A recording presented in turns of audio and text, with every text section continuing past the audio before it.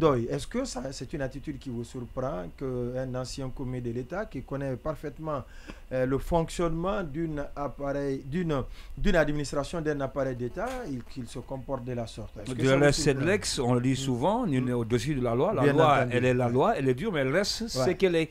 Et je pense que c'était une occasion pour lui de donner l'exemple. Quoi qu'on puisse, moi, je ne veux même pas qu'on mette ce parallèle entre ses relations avec les autorités actuelles, dire que il est en tout cas très d'accord avec les autorités actuelles. Souvent, il est consulté. Je pense que ça n'a rien à voir avec. La justice, elle est ce qu'elle est. Et beaucoup d'exemples ont été donnés. Je me rappelle depuis le temps à Alpha Condé, lorsque pour la première fois, Soliba Sorel, père à son homme, avait accepté pour la première fois, je pense, qu'on voyait un commis de l'État. Pour la première fois qu'on voyait. Sinon, c'était presque gouverneur de la ville de c'était presque un rêve de l'impossible à l'époque de voir un commis de l'État devant les juridictions de notre pays pour venir répondre par rapport à une situation donnée. Et donc, depuis qu'il a donné le signal, je pense qu'il y a beaucoup d'exemples qui se sont suivis. Il y a eu Soliba Sorel, il y a eu autant. Non, c'est Kouresko Kamara. Oui, je dis, ça a commencé par lui, ensuite il y a eu beaucoup d'exemples. Et depuis lors, c'était Sekouresko, gouverneur de la ville de Conakry. Non, je sais ce que je dis. Sorel est comparé au non, il a été, je sais ce que je dis, il a été. Bon, revenons sur le cas de Madifine Diané. Donc, et même sous le CNRD, on a vu combien de fois des personnalités du pays sont parties. Même si c'était une grande mise en scène, oui. Mais Charles Wright aussi a répondu une fois. Exactement, exactement. Donc, je ne vois pas pourquoi il refuserait de se présenter. Et ce n'est pas étonnant parce que, quand même, c'est basique. Même si on n'est pas de la corporation, on sait que lorsque vous êtes convoqué une fois, deux fois, vous ne répondez pas. La troisième fois, la convocation qui vient, le plus souvent, est accompagnée de mandats d'amener. Donc, mandat d'amener où que vous puissiez vous trouver, que ce soit à la mosquée. C'est ce qu'on vous a appris. Je parle sous le contrôle de Bella. Vous êtes censé répondre. Et je pense que si on arrive à ce stade, ce serait une humiliation quand même de la part d'un ancien commis de l'État qui a quand même échelonné, gravi, vous l'avez rappelé tout à l'heure, depuis Sékou Touré, ministre de la Sécurité, et pendant longtemps gouverneur, qui doit être une référence, qui doit donner un bon exemple. Je pense qu'il ne devrait pas prêter le flanc à ce qu'on puisse l'humilier. Et si ça arrivait, je ne le souhaite pas, nous serons peut-être les premiers, l'opinion, je veux dire, au plan national, pour dire, bon voilà, il a été humilié, pourtant il a suivi l'État, alors qu'on pouvait éviter cela. Donc je conseille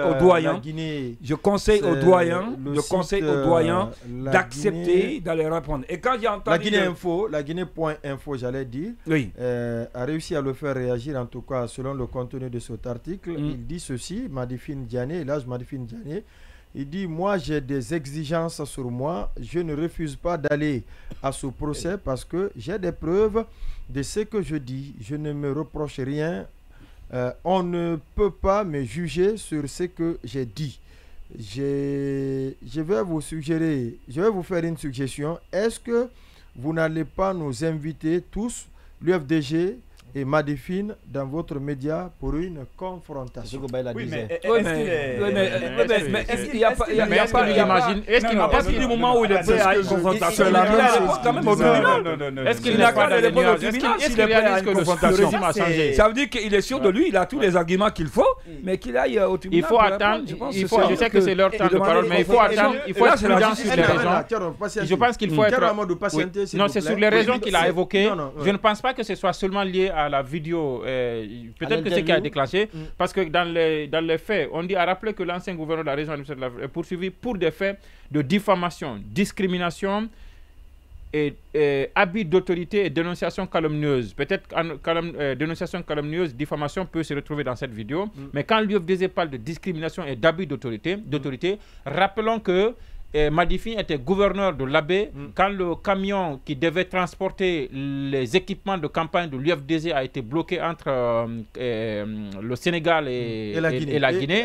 Je ne sais pas si, entre autres, certains faits qui sont pris par l'UFDG ici ne remontent pas au moment où Madifine occupait un poste de responsabilité en tant que gouverneur de la région de l'Abbé. C'est pourquoi ce serait intéressant que ce débat s'ouvre justement devant devant le tribunal de première instance pour qu'on sache effectivement de quoi en réalité l'UFDG reproche à l'ancien gouverneur Madifine Diané. Il serait trop tôt de se borner à la simple interview qu'il a accordée à l'autre.